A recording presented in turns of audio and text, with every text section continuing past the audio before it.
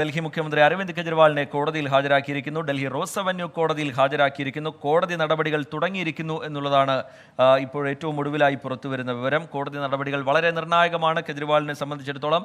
R Achuthan വിവരങ്ങളുമായി ചേരുന്നുണ്ട്. അച്യുതൻ, വിശദാംശങ്ങൾ എന്താണ് അച്യുതൻ?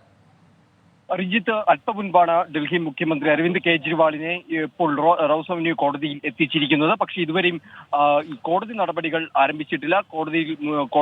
കോടതി മുൻപാകെ എത്തിച്ചിട്ടുണ്ട്.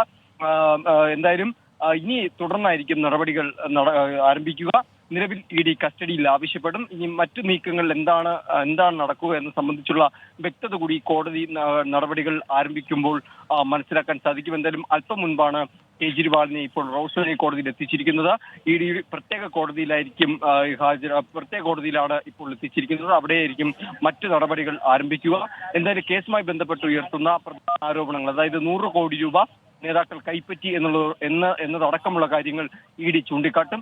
ഒപ്പം തന്നെ ഇതിൽ കൂടുതൽ വിശദമായ അന്വേഷണത്തിലേക്ക് കടക്കുവാൻ അരവിന്ദ് കെജ്രിവാളിനെ കസ്റ്റഡിയിലെടുത്ത് ചോദ്യം ചെയ്യണം എന്നൊരു ആവശ്യം ഇ ഡി എന്തായാലും മുന്നോട്ട് വയ്ക്കും. അതിനനുസരിച്ച് കസ്റ്റഡി തേടുകയും ചെയ്യും. എന്നാൽ ഇതിൽ കോടതി എത്ര ദിവസത്തെ കസ്റ്റഡിയിലേക്ക് വിടും എന്നുള്ളതാണ് ഇനി കാത്തിരിക്കേണ്ടത്. എന്തായാലും നടപടികൾ അല്പസമയത്തിനകം തന്നെ ആരംഭിക്കും. ബ്രിജിത്ത്. ശരി, ആർ അച്യുതൻ വിവരങ്ങൾ നൽകുകയായിരുന്നു. എന്തായാലും ആ കോടതി നടപടികൾ ശ്രദ്ധയോടുകൂടി നമ്മൾ ഉറ്റുനോക്കുകയാണ്. അരവിന്ദ് കെജ്രിവാളിനെ റോസ് അവന്യൂ കോടതിയിൽ ഹാജരാക്കിയിട്ടുണ്ട്. അല്പസമയത്തിനകം തന്നെ കോടതി നടപടികൾക്ക് തുടക്കമാകുമെന്നാണ് ഡൽഹിയിൽ നിന്ന് ആർ അച്യുതൻ വിവരങ്ങൾ നൽകുന്നത്. കസ്റ്റഡിയിൽ വേണം എന്നുള്ള ആവശ്യം ഇ ഡി മുന്നോട്ട് വയ്ക്കും. തെളിവുകളുണ്ട് എന്നുള്ള കാര്യം ഇ ഡി കോടതിയിൽ ചൂണ്ടിക്കാട്ടും. എന്തായിരിക്കും കോടതി ആ വിഷയത്തിൽ എടുക്കാൻ പോകുന്ന തീരുമാനം എന്നുള്ളത് നിർണായകമാണ്.